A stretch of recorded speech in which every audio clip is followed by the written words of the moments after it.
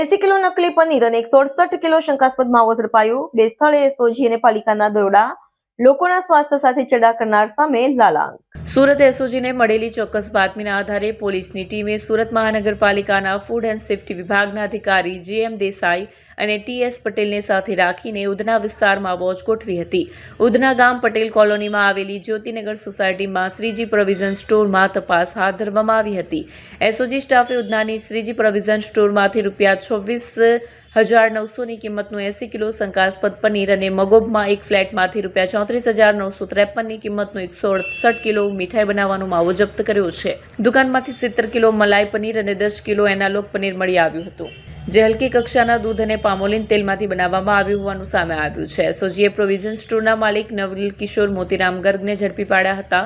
આટલી ગંભીર માહિતી પોલીસને મળે છે ત્યારે પાલિકાના ફૂડ એન્ડ સેફ્ટી વિભાગને કેમ જાણ નથી તે એક તપાસનો વિષય છે। પાલિકાના ફૂડ ઓફિસર ડીડી ઠાકોર સાથે પૂણા વિસ્તારમાં રેડ કરવામાં આવી હતી। મગોબ ખાતે આવેલી પ્રિયંકા સિટીના building number G1 flat number 23માં રહેતા રહેણાંક વિસ્તારમાં ધમધમતા કૌભાંડનો પર્દાફાશ થયો હતો। આ માવાની કુલ કિંમત 34,953 આંકવામાં આવી છે। તહેવારો કે સામાન્ય દિવસોમાં મીઠાઈની માંગ વધે ત્યારે આવા શંકાસ્પદ માવા દ્વારા લોકોના સ્વાસ્થ્ય સાથે ખિલવાડ કરવામાં આવતો હોવાની આશંકા છે। છેલ્લા કેટલાક દિવસથી એસઓજીની સતત જે નકલી ચીજ વસ્તુઓ છે એના વેચાણ ઉપર વોચ રાખવામાં આવી રહી છે અને ક્યાંય પણ ઇન્ફોર્મેશન મળે કે અહીંયા નકલી એનાલોગસ કે ન ખાઈ શકાય એવી વસ્તુઓ મળે તો ત્યાં તરત જ અમારી ટીમ પહોંચી જતી હોય છે। એ જ રીતે આજે સવારમાં ખબર પડી કે ઉધના ખાતે એક જગ્યાએ આવું એનાલોગસ પનીર છે એ કોઈ બ્રાન્ડિંગ વગર લૂઝ છૂટક વેચાણ થાય છે, તો ત્યાં એસઓજીના ટીમ જઈને રેડ કરતા ટોટલ 80 કિલોગ્રામ જેવું આવું નકલી પનીર મળી આવ્યું છે। ફૂડ સેફ્ટી ઓફિસર સાથે રેડ કરવામાં આવી અને ત્યાં એના નમૂના લેવામાં આવ્યા અને જે 80 કિલોગ્રામ પનીર છે એને જપ્ત કરવામાં આવ્યું।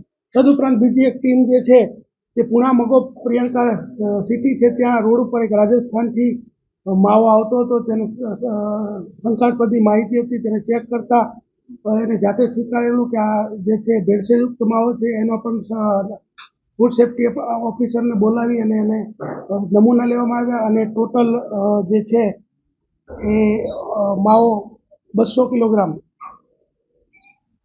છે જપ્ત કરવામાં આવેલો છે। કઈ રીતે બનાવતા હતા, કેટલા ભાવે વેચતા હતા અને ક્યાં ક્યાં સપ્લાય થતું હતું?